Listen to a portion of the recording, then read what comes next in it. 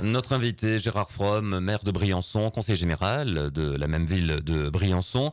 Je vais faire exprès. Candidat probable aux élections municipales et à son propre renouvellement le 30 mars, les 23 et 30 mars prochains.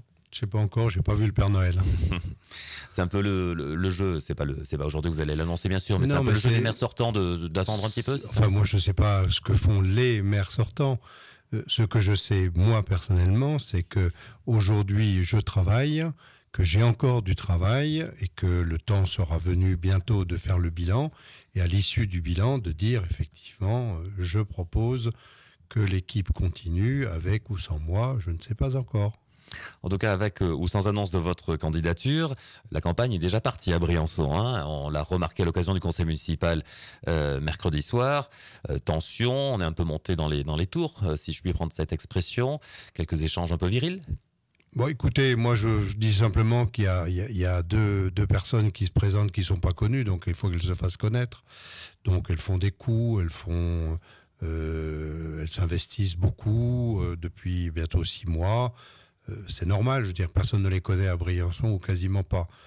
Donc, il faut faire le buzz.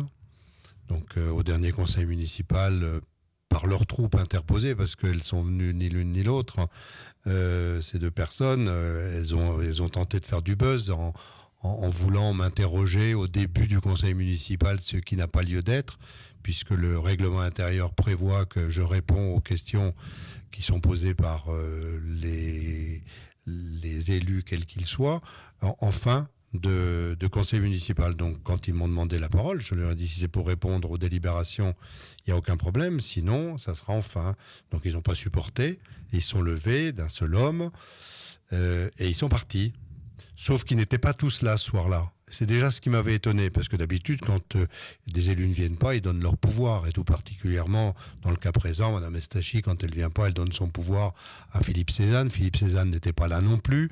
Lui, il donnait son pouvoir à une autre personne de son équipe, et Karine Escalier, pareil. Donc les trois qui ne donnent pas leur pouvoir, déjà, ça m'a ému la puce à l'oreille d'une opération qui, certainement, n'avait pas eu l'assentiment de toutes et de tous. Et ça s'est avéré juste, puisque quelques minutes plus tard, il y a eu cet effet de manche qui consistait à dire, puisque vous ne voulez pas nous répondre, nous partons. Et c'est là que je leur ai dit qu'effectivement, j'avais l'impression, vu leur comportement, que démocratie ne s'écrivait pas forcément avec un T, mais peut-être avec 2 S. Ça va plus, vous l'aurez noté au passage. On a été arrosé de communiquer dans la foulée. Certainement, je comprends, mais il n'empêche qu'effectivement, de participer, de vouloir imposer son point de vue alors qu'il y a des règles, quelque part... Alors quand en plus je découvre que dans certains tracts on dit qu'il faut préférer l'original à la copie, qu'il y a un groupe qui s'est créé qui s'appelle Bleu Lavande. Alors tout ça, ça a des relents, si vous voulez, l'original à la copie, il y avait un monsieur Le Pen qui avait prononcé ça, et puis Bleu Lavande, ça rappelle Bleu Marine. Donc, est-ce qu'il y a aujourd'hui des gens qui sont en quête d'un électorat frontiste C'est pas impossible. Donc, tout ça, si vous voulez, ça m'a quand même un petit peu agacé. En tout cas, les mots sont durs. Votre éventuel opposant, si vous êtes candidat de votre propre succession, le candidat mandaté, désigné par l'UMP, Arnaud Murgia, utilise des mots assez durs. Il parle même d'incompétence, il parle de bilan zéro. C'est quoi sa vie à ce garçon ? Sa compétence à lui, c'est quoi ? Son expérience, c'est quoi ? Sa vie professionnelle, sa vie sociale, c'est quoi ? Je veux dire, c'est un garçon qui a 29 ans, je crois, qui arrive. Je crois qu'il est inspecteur des finances territoriales, c'est-à-dire les anciens trésoriers, payeurs locaux. Donc, qui n'a aucune expérience de rien, dont la seule ambition, c'est de faire de la politique. On ne fait pas de la politique comme ça, on vit d'abord dans une société, on s'imprègne d'une société, et puis on travaille, et puis à partir de ce moment-là, éventuellement, on s'engage, et puis on est reconnu par les autres.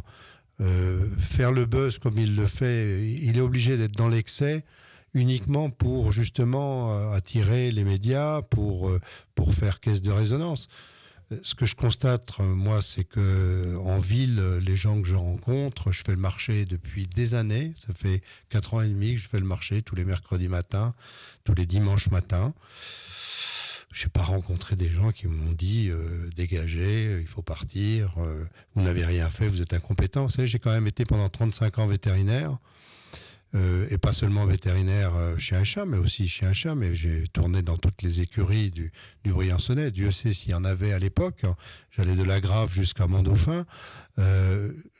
Quand je me suis arrêté, j'ai été regretté. J'ai eu la fierté de voir des gens qui me disaient c'était dommage que vous partiez. Alors de toute façon, la vie, elle est comme ça.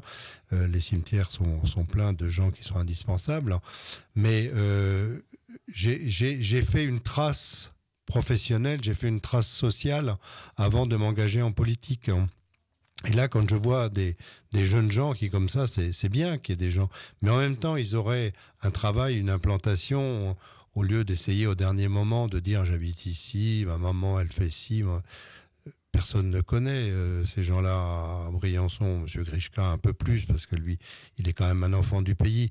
Mais moi, ce que je leur demande, c'est déjà de travailler, de s'implanter, d'avoir une vie, d'être quelqu'un avant de partir. Puis surtout, est-ce que c'est la meilleure des solutions pour se présenter aux élections que d'attaquer celui qui est là? Je crois que s'ils ont un programme, un vrai programme, ils le présentent. Si leur programme est enthousiasmant, je pense que les Briançonnais y adhéreront. Moi, on me traite d'incompétent. Sur quelle base? Qu'est-ce que ça veut dire? Je dis, monsieur Passeron, vous êtes incompétent. Bon, une fois que j'ai dit ça, j'ai dit quoi? J'ai rien dit. Parce qu'il faut un complément d'objet. C'est sur le bilan. Il faut un complément d'objet. Le bilan, moi j'en ai un de bilan, il est énorme, je vais le publier bientôt.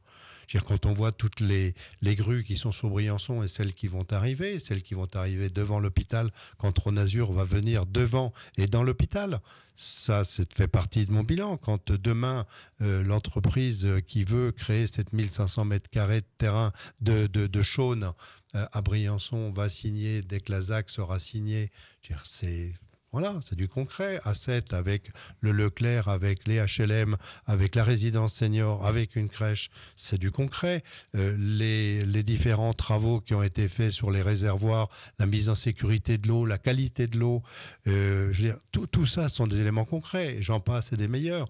Lorsqu'on vous entend, je le retente, Gérard Franck, vous m'en voudrez pas, depuis 20 minutes avec autant de passion, parler de votre ville et de ces dossiers.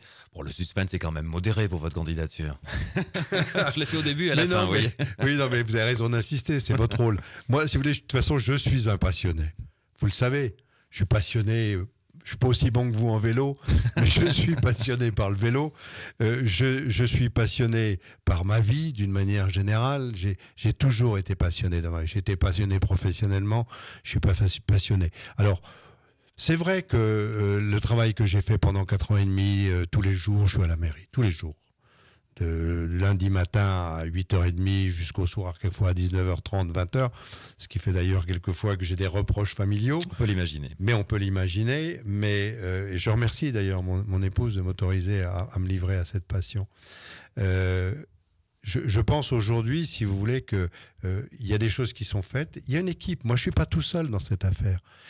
En plus, j'ai autour de moi des jeunes que j'ai voulu former, initié à ce travail de la gestion d'une commune et pas un travail politicien, une gestion communale. Et c'est ça qui est important. Alors peut-être que je me représentais, peut-être pas, je ne sais pas encore. J'y serais pas arrivé. Merci Gérard Franck d'avoir été avec nous. Merci beaucoup. Merci.